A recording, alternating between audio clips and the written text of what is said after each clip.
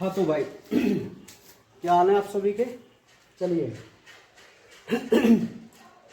जैसा कि मैं आपको बता दूं, कल हमने अपने चैप्टर नंबर 6 को कंप्लीट कर लिया था, ठीक है। और चैप्टर नंबर जो 6 था वो था पादपों में जल अवशोषण एवं रसारोहण, ठीक है भाई। अच्छा, रसारोहण में जो लास्ट टॉपिक था, मतलब रसारोहण की एक तो डेफिनेशन थी और फिर हमने देखा रसारोहण का पाथवे यानी कि मार्ग, और उसके बाद हमने समझा रसारोहण की क्रियाविधि, ठीक है। तो मैं आपको एक बार और रसारोहण की क्रियाविधि को रिवाइज करा देता हूं, आप जरा ध्यान से दोबारा समझने की कोशिश करना, ठीक है। देखिए भाई, एक बात और मैं आपको बता दूं, जो बच्चे बाहर के हैं वो मेरा नंबर जरूर नोट कर ले, ठीक है। व्हाट्सएप नंबर है और इस नंबर पे आप कांटेक्ट करके, जैसे कई बच्चे कहते रहते हैं सर पीडीएफ डालो कमेंट बॉक्स में ना, तो आप डायरेक्ट यहां मुझसे कांटेक्ट कर सकते हैं, ठीक है। सभी चैप्टरों की पीडीएफ आपके लिए अवेलेबल है ना। हाँ ठीक है भाई। चलिए, तो ये नंबर आप नोट कर लेना, जो भी बाहर के बच्चे। देखिए भाई, लास्ट टॉपिक रसारोहण की क्रियाविधि से था, तो मैं आपको बता दूं, सबसे पहले आप हेडिंग समझने की कोशिश किया करो। क्रियाविधि में हमारे 3 सिद्धांत थे। एक था जैव बल सिद्धांत, ठीक है। दूसरा था भौतिक बल दाब, या चलो इसको तीसरा ही लिखिए, क्रम से चलते हैं, मूल दाब सिद्धांत, और तीसरा था भौतिक बल दाब। एक बात मैं आपको बता दूं कि लास्ट लेक्चर में मैंने भौतिक बल दाब को डिक्सन और जॉली का ससंजन सिद्धांत कहा था, समझ में आ रही बात। तो या तो आप डिक्सन जॉली का ससंजन सिद्धांत बोलो या आप उससे कहो भौतिक बल दाब, ठीक है। कोई कंफ्यूजन वाली बात नहीं है। कहीं कुछ बच्चे ये समझे सर आपने नोट्स में तो पहले भौतिक बल दाब लिखा है और आप बोल रहे हैं डिक्सन जॉली का ससंजन सिद्धांत, ठीक है। बात एक ही है, लेकिन फिर भी आप सुविधा अनुसार अपनी बुक के अकॉर्डिंग चलें तो आप भौतिक बल दाब ही लिख देना, कोई बड़ी बात नहीं, ठीक है। हाँ सुनिए भाई, और ये जो भौतिक बल दाब है ना, इसमें हम फिर डिक्सन जॉली के ससंजन सिद्धांत के बारे में ही बात करेंगे।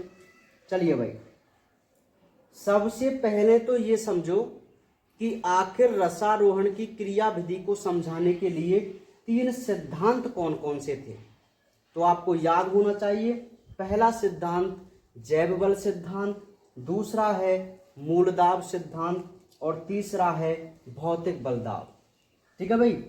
हाँ, यहाँ पर टिड्डियाँ आई हुई हैं, बहुत सारी टिड्डियाँ हैं। टिड्डी दल आपने नाम सुन रखा होगा, आजकल बहुत सारी, मतलब अलग ही नस्ल की टिड्डी है ना, बहुत सारी ऊपर आसमान उड़ रही हैं, समझ रहे हैं। हाँ चलिए, देखिए भाई, तो ये 3 प्रकार की थ्योरी प्रस्तुत की गई थी रसारोहण की क्रियाविधि को समझाने के लिए, है ना। अब सबसे पहली जो थ्योरी थी, जिसको हम वाइटल फोर्स थ्योरी कह के चलते हैं, कौन सी थ्योरी कहते हैं? Vital force. अच्छा, वाइटल फोर्स थ्योरी एक कॉमन बात कहती है।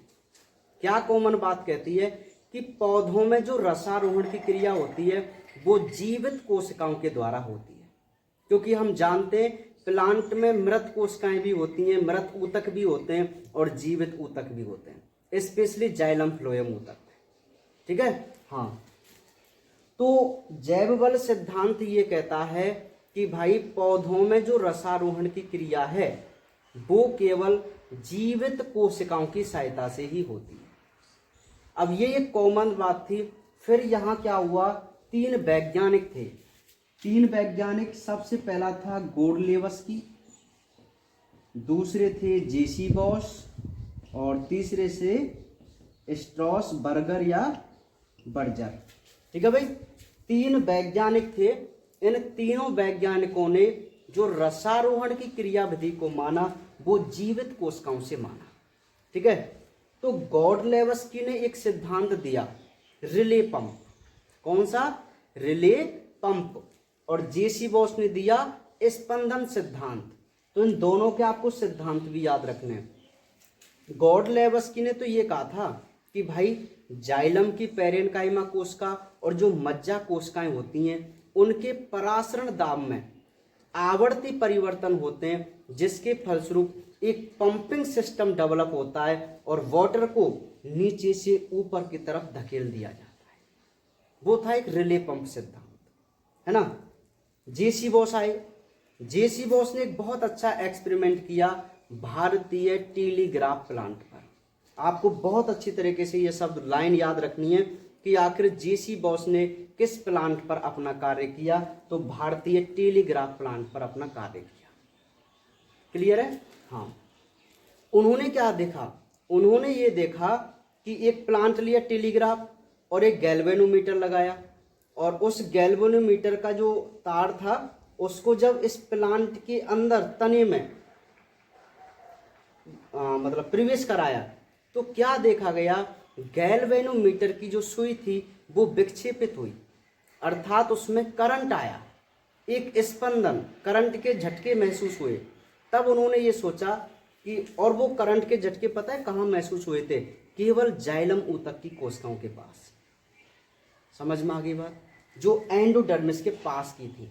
तब इन्होंने ये कहा था कि भाई एंडोडर्मिस के पास की जो कोशिकाएं होती हैं उन कोशिकाओं में स्पंदन के कारण जो वाटर है वो नीचे से कहाँ भेज दिया जाता है? ऊपर की तरफ भेज दिया जाता है। ठीक है, तो ये था उनका स्पंदन सिद्धांत।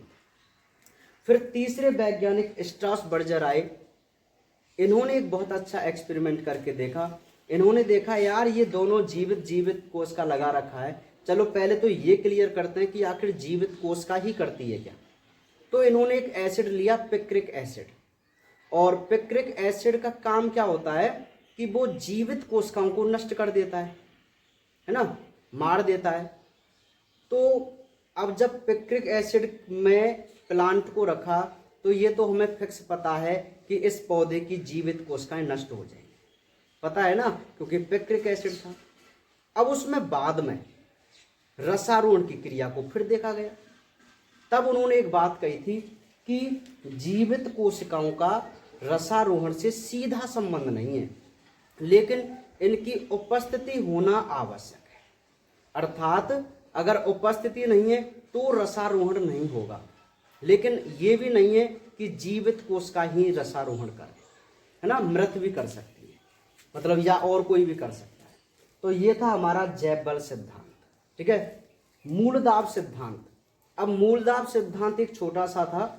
इन्होंने ये देखा कि भाई जाइलम पैरेन्काइमा जो कोशिका हैं वो लचीली प्रवृत्ति की होती हैं। यदि उनमें जल को भरा जाए तो वो टेंशन में आ जाती हैं, अर्थात मैं कहूँ स्फीति दाब लगता है, और स्फीति दाब लगने से जो कोशिका थी पैरेन्काइमा कोशिका वो वापस अपनी उसी पिचकी हुई अवस्था में आने का प्रयास करती है। पहले ऐसी हो गई थी, अब जब वो ऐसे आएगी तो कुछ बूंदें इस कोशिका द्रव्य से कहाँ निकलेंगी? बाहर। और उन बूंदों से क्या उत्पन्न होगा? एक प्रेशर उत्पन्न होगा जिसको हम मूल दाब बोलेंगे, और उसी की वजह से पानी नीचे से ऊपर चला जाएगा, है ना। यहाँ कोई खास मजे वाली बात नहीं थी, केवल हमको यहाँ इतना याद रखना था कि मूल दाब को मैनोमीटर से मापा जाता है। ठीक है, और जो मूल दाब होते हैं वो मतलब 2 ATM तक का मापा गया है, जो कि 20 मीटर ऊंचे प्लांट के लिए प्लांटों में रसारोहण के लिए ही रेस्पॉन्सिबल होता है। तो तब वैज्ञानिकों ने ये कहा था कि भाई प्लांट तो और भी बहुत ऊंचे होते हैं, फिर कहाँ से लगेगा मूल दाब। ठीक है, तो इस सिद्धांत को बिल्कुल गलत साबित कर दिया गया। और लास्ट में एक बहुत अच्छा सिद्धांत आया, एक बहुत अच्छी थ्योरी आई जिसको हम भौतिक बल दाब कहते हैं। एक सिंपल सी बात है क्या कि भाई रसारोहण की जो क्रिया होती है ना वो फिजिकल थ्योरी से होती है। समझ में आ गई बात? मतलब कुछ भौतिक बल यहाँ काम करते हैं तब जाके रसारोहण होता है, कोई जीवित और उनकी कोई ज्यादा आवश्यकता नहीं होती। अब भौतिक हम दाब देखते हैं तो देखिए, एक वैज्ञानिक थे, महान वैज्ञानिक डिक्सन और जॉली दो वैज्ञानिक थे, डिक्सन और जॉली, है ना। तो इन्होंने क्या किया, इन्होंने सबसे पहले एक बात बताई, क्या बात बताई कि भाई जो प्लांट होते हैं उनमें जड़ से लेकर पत्तियों तक जल का एक अटूट स्तंभ होता है जिसको हम हाइड्रोस्टैटिक प्रणाली बोलते हैं, जल स्थैतिक प्रणाली बोलते हैं। अर्थात सबसे पहले उन्होंने ये कहा था कि जो जल के अणु होते हैं वो पत्ती से जड़ तक एक अटूट स्तंभ के रूप में होते हैं।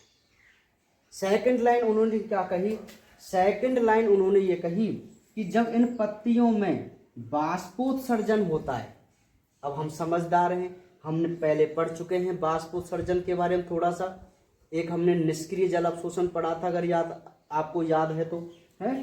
तो बाष्पोत्सर्जन हुआ तो देखिए ये ऊपर वाला जल का अणु है, तो ये बताओ बाष्पित होके बाहर जाएगा। अब ये अणु यहाँ आएगा, ये यहाँ, तो ये वाला थोड़ा आगे खिसक जाएगा। अब यहाँ पर बताओ जल की कमी हुई क्या नहीं हुई, हो गई ना। तो यहाँ क्या है, जड़, तो जड़ क्या करेगी, इस खिंचाव की वजह से वाटर को मृदा से एब्जॉर्ब कर लेगी, ठीक है। तो ये उन्होंने सेकंड बात कही थी कि भाई पत्तियों में बाष्पोत्सर्जन के कारण बाष्पोत्सर्जन खिंचाव होता है। और तीसरा पॉइंट उन्होंने ये कहा कि ये जो जल के अणु हैं इनके बीच ससंजन बल पाया जाता है, कोहेंसिव फोर्स पाया जाता है। और ससंजन बल एक ऐसा फोर्स होता है जो जल के अणुओं के मध्य होता है, जो जल के अणुओं को अलग अलग नहीं होने देता। तो आपको तीन बात यहाँ पर याद रखनी थी। पहली बात अटूट स्तंभ, दूसरा बाष्पोत्सर्जन खिंचाव, और तीसरा कोहेंसिव फोर्स। फिर चौथा पॉइंट उन्होंने कॉमन ये कहा कि भाई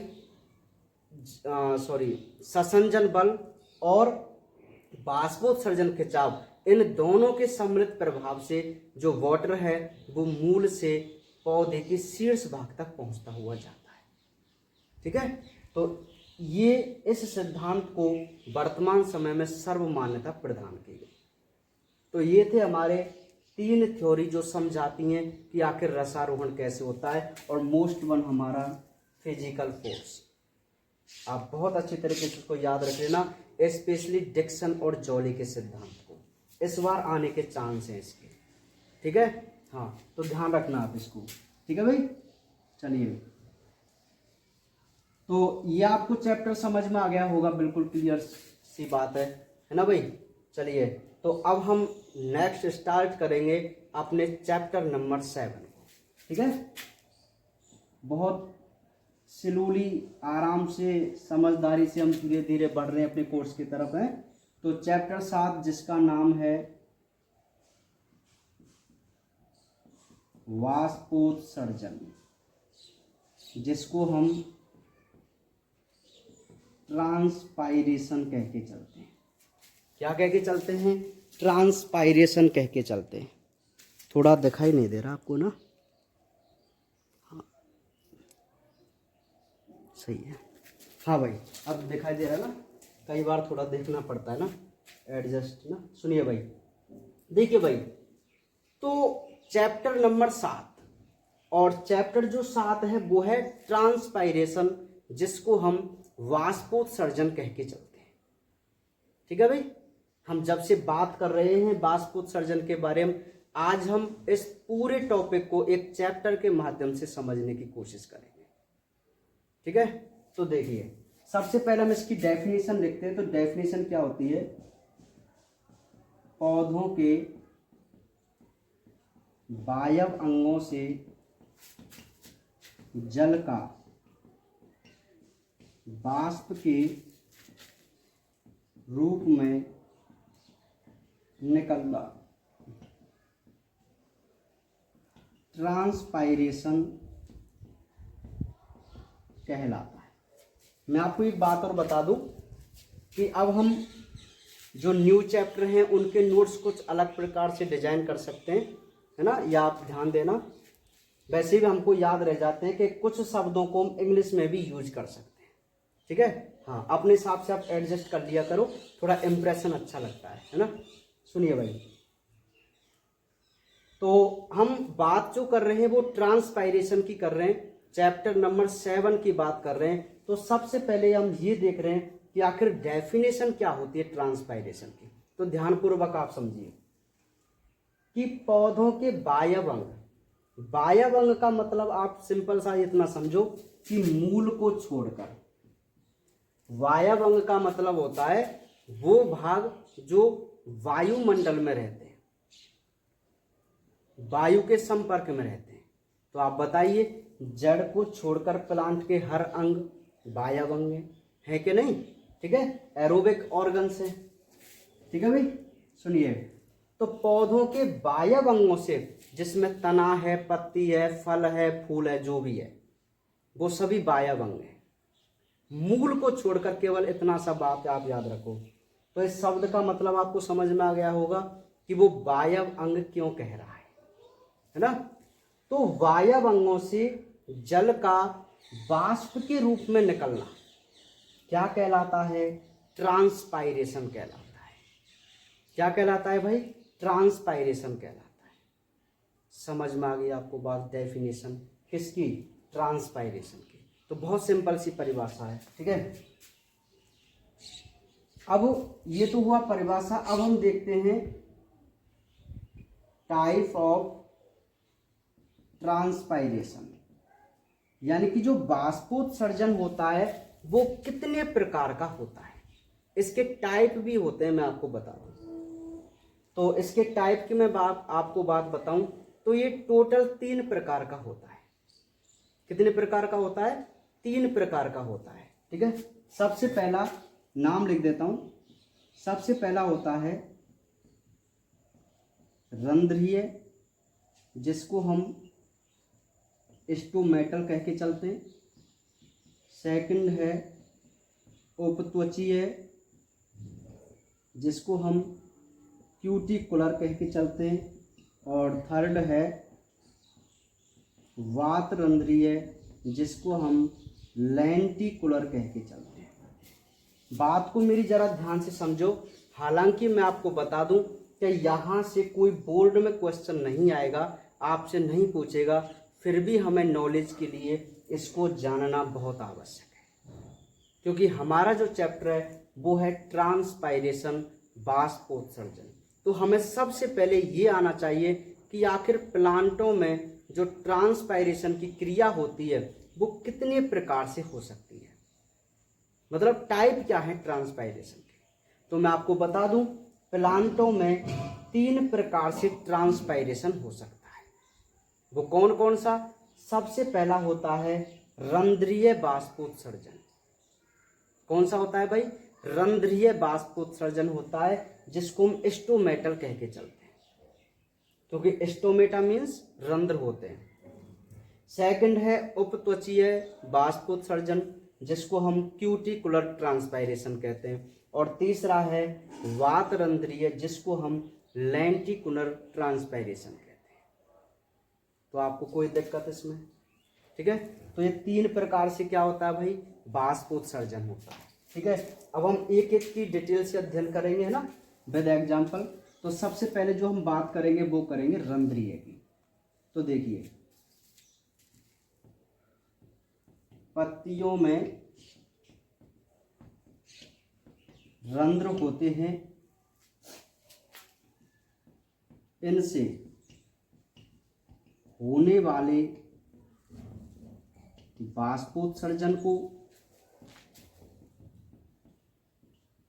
रंध्रीय बाष्पोत्सर्जन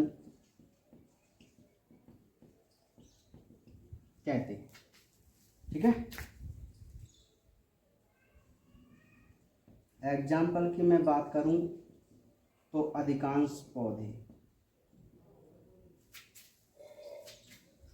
एग्जाम्पल छोड़ो, उसमें क्या एग्जाम्पल नहीं आएगा इसमें ना।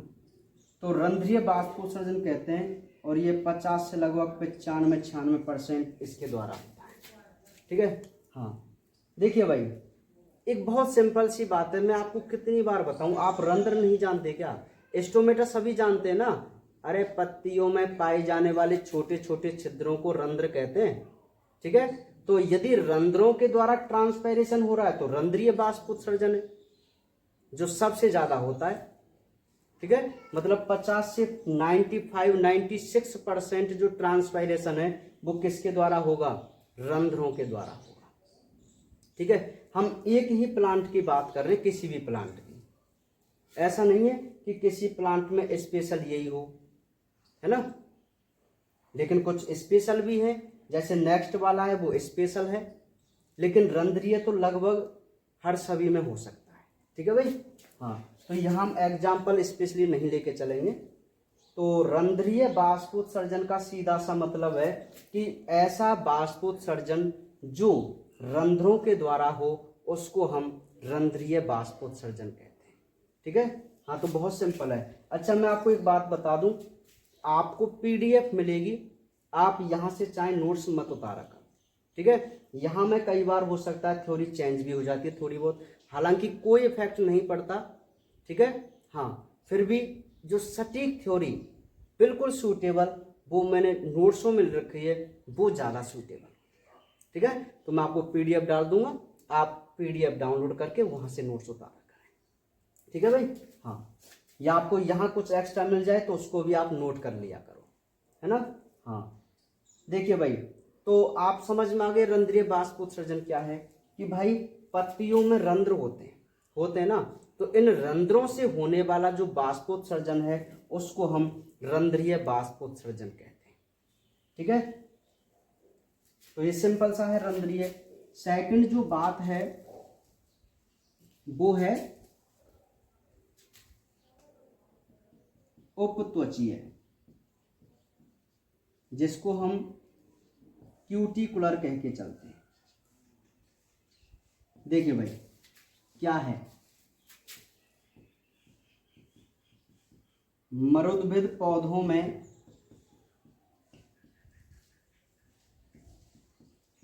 उपत्वचा होती है जो जल के प्रति अपारगम्य होती है, लेकिन कुछ स्थान पर ये टूटी हुई व पतली होती है। अतः यहाँ से होने वाले बाष्पोत्सर्जन को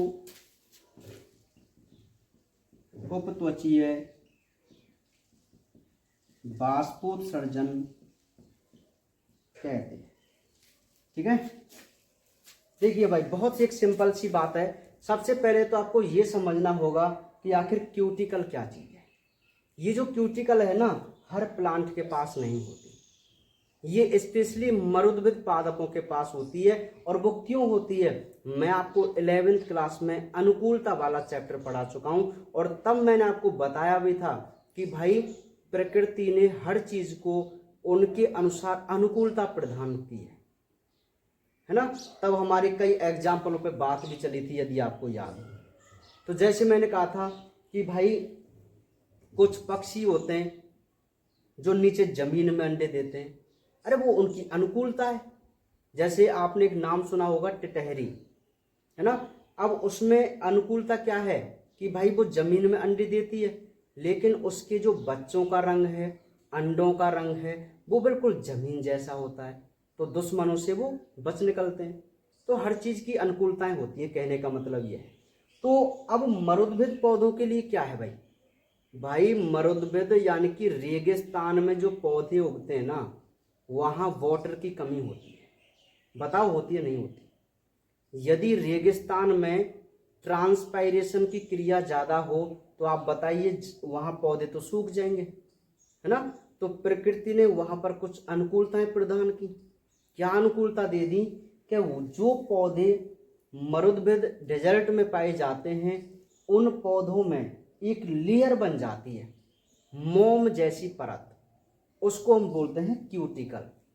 और वो परत रंध्रों को कर देती है बंद, जिससे जल की हानि होती है कम। तो यदि ट्रांसपायरेशन की क्रिया क्यूटिकल के माध्यम से, लेकिन यहाँ हुआ क्या कि कुछ स्थान पर ये टूट जाती है और या पतली होती है, तो उन्हीं स्थानों से जल थोड़ा सा या थोड़ी मात्रा में वाष्पित हो जाता है। तो क्यूटिकल से होने वाले ट्रांसपायरेशन को हम क्यूटिकुलर ट्रांसपायरेशन कह के चलते हैं। ठीक है, तो ये भी बहुत सिंपल है, केवल आपको इतना समझना है कि क्यूटिकल से भी ट्रांसपायरेशन होता है। और क्यूटिकल क्या है ये आप बात समझ गए, है ना, ज़्यादा आपको खास नहीं समझना इसमें। नेक्स्ट है वातरंध्रीय, जिसको हम लेंटिकुलर कहते हैं। तो देखिए भाई, काष्ठीय पौधों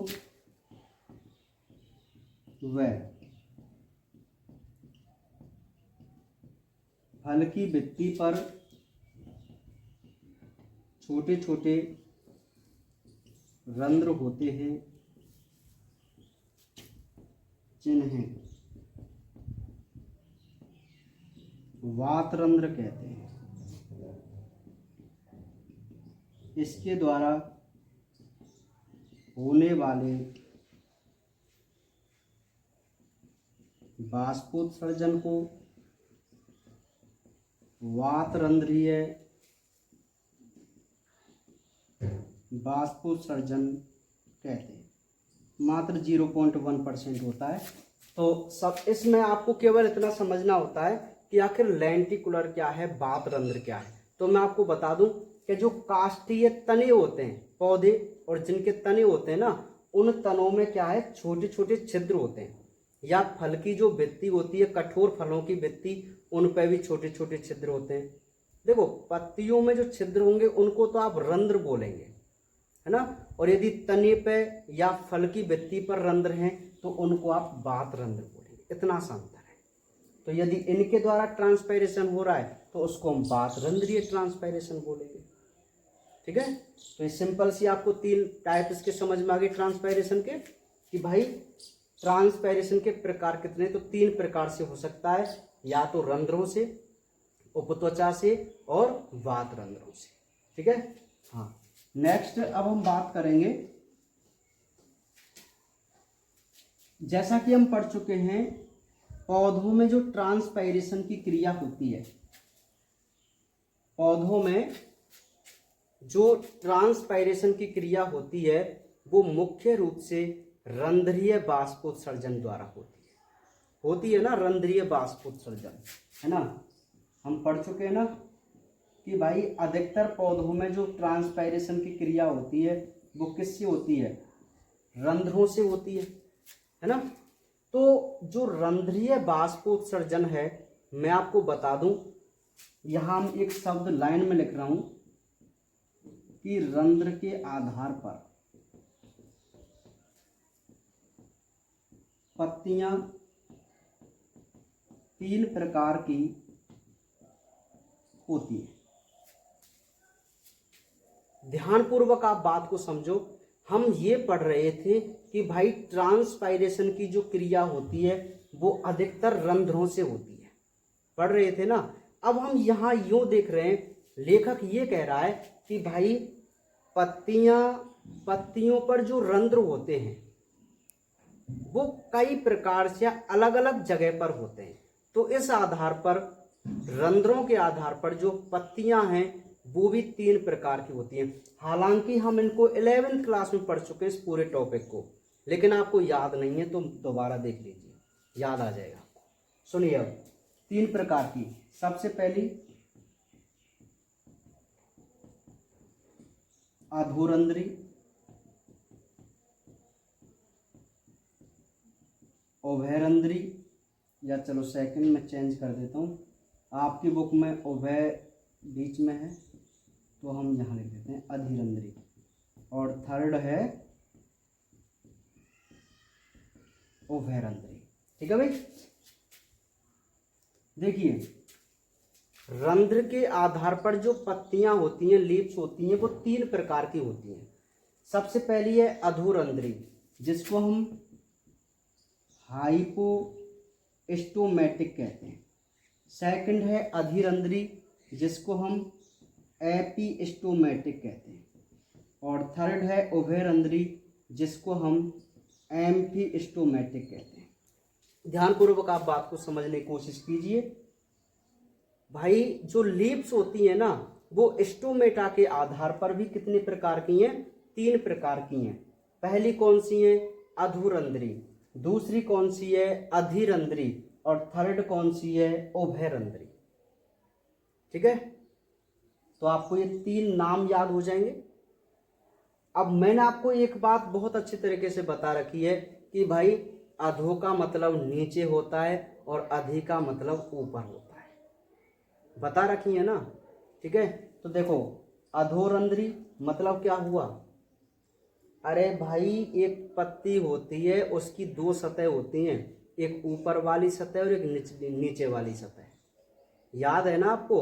तो एक सिंपल सी बात हो गई, यदि किसी पत्ती पर ऊपर की तरफ रंध्र पाई जाएं, नीचे की तरफ रंध्र पाई जाएं, तो उस पत्ती को हम अधोरंध्री कह सकते हैं। और जिस पत्ती पर ऊपर की तरफ रंध्र पाई जाएं, ऊपर की सतह पर, उसको हम अधिरंध्री कहते हैं। और एक सिंपल सी बात हो गई कि जिस पौधे की पत्तियों पर ऊपर और नीचे दोनों पर सतह पर रंध्र हो, उसे हम उभयरंध्री कहते हैं। तो बताओ इनमें आपको क्या दिक्कत है तीनों को समझने में? कोई दिक्कत है ना? तो समझ में आ गया आपको बात। लीव्स कितने प्रकार की? 3 प्रकार की। पहली अधुरंध्री, दूसरी अधिरंध्री, तीसरी उभयरंध्री। ठीक है, तो मैं यहाँ थ्योरी लिखूं क्या इसकी? समझ जाएंगे क्या? इसके एग्जाम्पल लिख दूं? ठीक है, ध्यान दीजिए। अधोरंध्री का मतलब है जो रंध्र हैं वो कहाँ पे हैं? नीचे हैं। और इसका मुख्य जो एग्जाम्पल है वो सेब। ठीक है, तो इसलिए इसको हम एप्पल टाइप प्रकार की लीफ भी बोलते हैं। इसको आप जरा याद रख के चलना। देखो अधोरंध्री पत्ती, जिसको हम हाइपोस्टोमेटिक कहते हैं, उसका मतलब ये होता है कि ऐसी पत्तियां जिनमें रंध्र निचली सतह पर हों, ऐसी पत्तियां जिनमें रंध्र निचली सतह पर हों, उसे हम हाइपोस्टोमेट लीफ बोलते हैं, जैसे सेब, है ना। नेक्स्ट है अधिरंध्री। तो ऐसी पत्तियां जिन पर रंध्र ऊपर की सतह पर हों, कहां पर हों? ऊपर की सतह पर। और इसके एग्जाम्पल हैं वाटर लिली, जिसको हम कुमुदिनी कह के चलते हैं।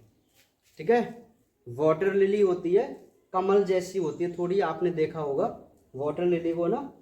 तो वाटर लिली जो प्लांट है, उस प्लांट की पत्तियों की ऊपर की सतह पर रंध्र होते हैं। ठीक है, तो उसे हम क्या बोलते हैं? एपिस्टोमेटिक लीव्स बोलते हैं। उभयरंध्री क्या है आप सभी जानते हैं, दोनों सतह पर रंध्र, मुख्य रूप से मक्का और जई, मक्का और जई। ठीक है, तो देखिए ये 3 प्रकार की हमारे पास लीव्स होती हैं। किसके आधार पर? रंध्र के आधार पर। कौन कौन सी? सबसे पहली है अधोरंध्री, हाइपोस्टोमेटिक कहते हैं। इसमें क्या होता है, जो रंध्र होते हैं वो पत्ती के निचली सतह पर होते हैं, जैसे सेब। अधिरंध्री, इसमें रंध्र ऊपर की सतह पर होते हैं, जैसे वाटर लिली। उभयरंध्री, जिसमें दोनों सतह पर रंध्र हो, जैसे मक्का और जई। ठीक है, तो ये हमारी 3 प्रकार की पत्तियां होती हैं, किसके आधार पर? रंध्र के आधार पर। तो ये भी आपको क्लियर समझ में आ गया, बहुत सिंपल है ना। अब ये जो हमारे टॉपिक हुए हैं, मैं आपको बता दूं छोटी सी बात कि ये जो हमारे टॉपिक हुए हैं, इन टॉपिकों से बोर्ड, मेरे अकॉर्डिंग बोर्ड में आने के बहुत कम चांस हैं। समझ में आ गई बात? अरे भाई मैं ये कहना चाह रहा हूं कि अभी जो हमने थोड़ी सी बात की थी ना, तो ये बोर्ड की दृष्टि से थोड़ा कम मोस्ट है। अब जो मोस्ट क्वेश्चन है इस चैप्टर के, उनकी अब यहाँ से शुरुआत है, जिनको हमें ज़्यादा पढ़ना है। ठीक है, हाँ। और मैं आपको बता दूं कि जो ज़्यादा पढ़ना है तो वो सबसे पहला टॉपिक रंध्र। क्या है भाई? रंध्र, जिसको हम क्या कहते हैं? स्टोमेटा कह के चलते हैं। क्या कहते हैं? स्टोमेटा कह के चलते हैं। ठीक है, नहीं आई बात समझ में? क्या पढ़ रहे हैं हम? रंध्र, क्योंकि हम देख रहे थे अभी तक रंध्र, लेकिन अभी हम रंध्र की संरचना नहीं जानते। हालांकि 11वीं क्लास में हम पूरी संरचना को पढ़ा है, हमने याद भी होगा, नोट्स भी लिखे हुए हैं, डायग्राम भी बना हुआ है, सारी चीज तैयार है आपके पास। ठीक है, तो रंध्र की हम बात करते हैं और ये हमारा अब इस टॉपिक का, इस चैप्टर का सबसे पहला इंपॉर्टेंट क्वेश्चन है। और वो क्या है कि रंध्र क्या है और इसकी संरचना को समझाइए। ये क्वेश्चन अपने दिमाग में जरूर सेट कर लेना। क्वेश्चन इसी प्रकार आएगा कि रंध्र क्या है और इसकी संरचना को समझाइए। ठीक है, हाँ। तो देखिए भाई, रंध्र की डेफिनेशन भी आपको लिखाऊं क्या मैं?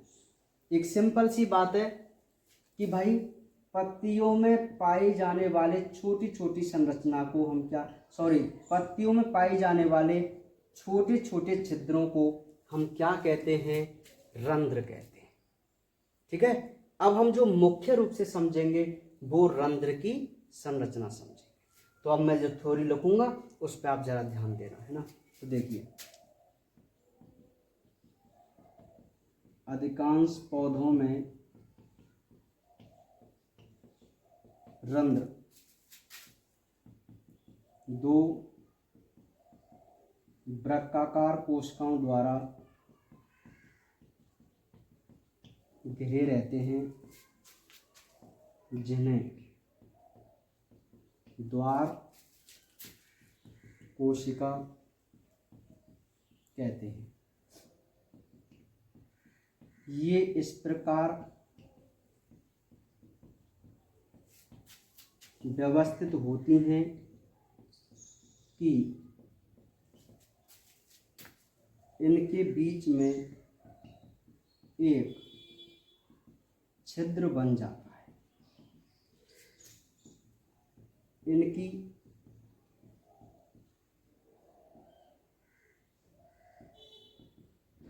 बाहरी सतह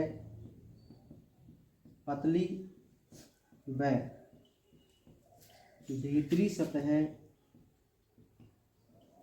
मोटी होती है। ठीक है, बाहरी सतह पतली और भीतरी सतह मोटी होती है। अब जो कुछ इंपॉर्टेंट बातें मैं आपको ऐसे ही यहाँ पर समझाऊंगा ना। नेक्स्ट पॉइंट हम देखते हैं, इनके शिथिलन व संकुचन से रंध्र खुलते व बंद होते हैं। नेक्स्ट, इनके चारों ओर सहायक कोशिका होती है। ठीक है भाई, तो देखिए, जो रंध्र की संरचना में हम पढ़ के चलेंगे वो इतना ही पढ़ के चलेंगे कि आखिर एक रंध्र की संरचना क्या होती है, और फिर मैं जो कुछ इंपॉर्टेंट बातें वो मैं आपको ऐसे ही बताऊंगा। ठीक है, ध्यान देना। वो ये कहता है कि जो पौधे होते हैं, अधिकांश जो पौधे होते हैं उनमें रंध्र दो वृक्काकार कोशिकाओं, अब देखो इस प्रकार की,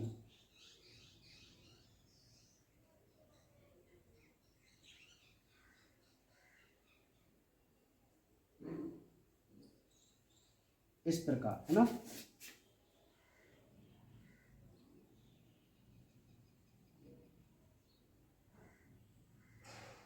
समझ में आ रही है आपको बात है ना? जो रंध्र होते हैं, ये थोड़ी बड़ी बन गई ना, इसको थोड़ा मैं बताइए। देखिए, जो रंध्र होते हैं वो दो वृक्काकार कोशिकाओं द्वारा घिरे रहते हैं, है ना।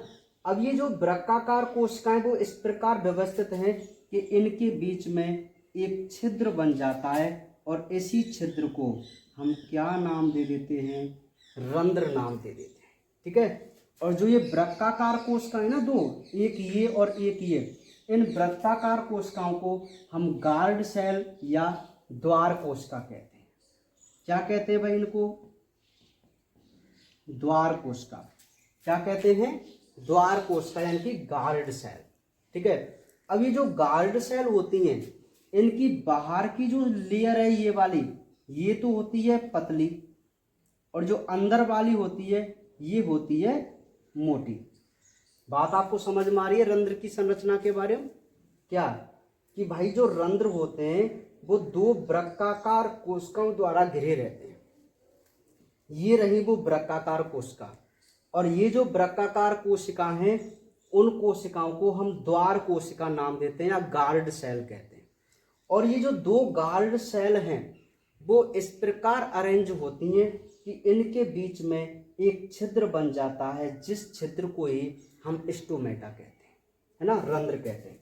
नेक्स्ट, इनकी बाहर की जो सतह है वो मोटी पतली होती है, और भीतर की जो सतह होती है वो मोटी होती है ना। इनके चारों ओर, अब इस पॉइंट को हम क्लियर तरीके से समझेंगे, इसके चारों ओर जो सेल्स होती हैं वो कोशिका होती हैं सहायक कोशिका। कौन सी होती है भाई, सहायक कोशिका। बात को जरा ध्यान समझो। ये इसके चारों तरफ जो आपको कोशिका दिखाई दे रही हैं वो कौन सी कोशिका हैं, सहायक कोशिका है। यहां दिखाई दे रहा है क्या आपको डायग्राम?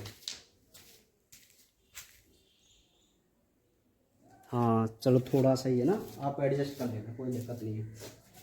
देखिए भाई, ये दो वृत्ताकार कोशिका, और इन दो वृत्ताकार कोशिकाओं को हम द्वार कोशिका कहते हैं। क्या कहते हैं, द्वार कोशिका। और ये जो आपको दिखाई दे रही हैं वो कौन सी कोशिका हैं, सहायक कोशिका।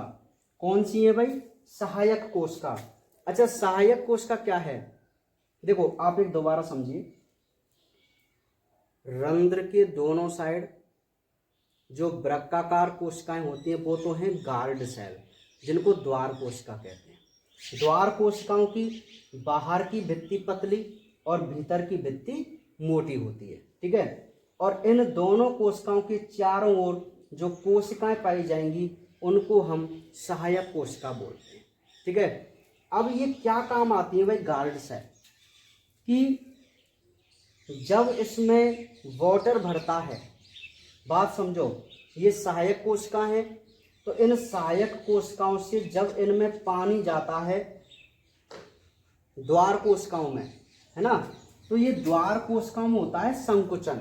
भाई ये फूलेगी कोशिका, इस प्रकार फूलेगी, तो जब इसमें संकुचन होगा ना, देखो इस प्रकार फूलेगी, तो ये जो संरचना है वो ऐसे हो जाएगी, होगी कि नहीं होगी? अब इधर वाली भी ऐसे हो जाएगी। तो आप बताइए, ऐसा लग रहा है ना जैसे रंध्र खुल गए हों। बात समझो।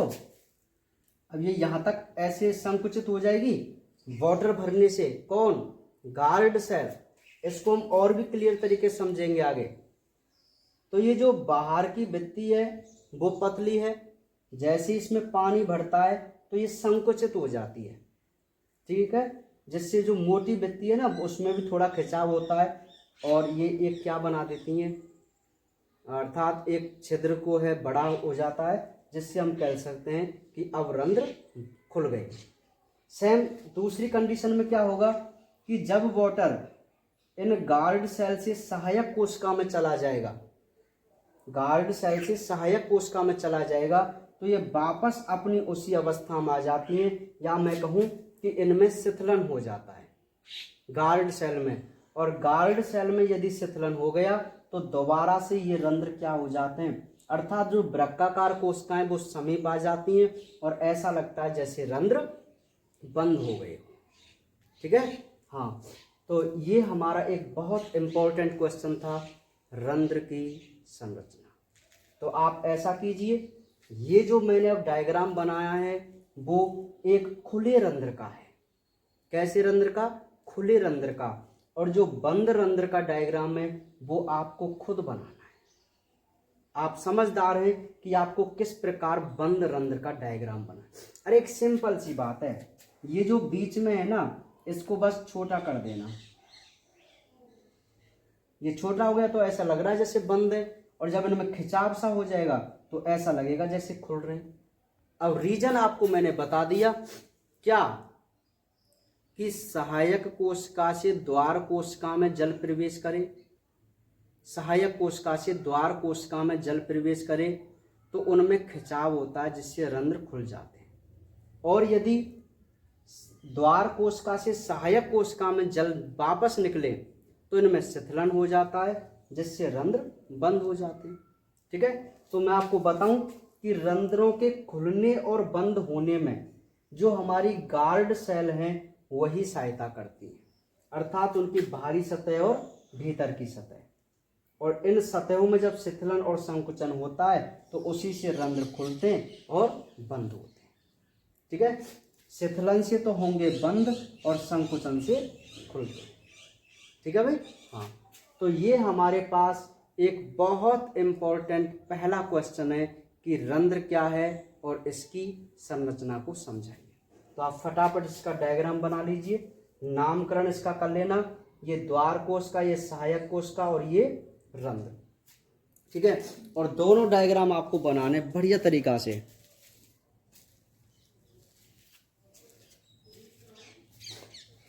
ठीक है, बना लेंगे ना, कोई दिक्कत वाली बात नहीं है। चलिए, तो ये हमारा एक पहला क्वेश्चन इस चैप्टर का जो कि बहुत इंपॉर्टेंट था, जिसको हम रंध्र कह के चल रहे थे, वो हमने कंप्लीट कर लिया। ठीक है, तो आज हम केवल इतना ही पढ़ेंगे और कल अपने इस चैप्टर को कंप्लीट भी कर लेंगे। बहुत छोटा सा पार्ट है, कल बहुत इंपॉर्टेंट टॉपिक और आने वाला है। ठीक है भाई, तो आज इसको आप मुख्य रूप से रंध्र की संरचना को कंप्लीट करके चलना। ठीक है, ओके।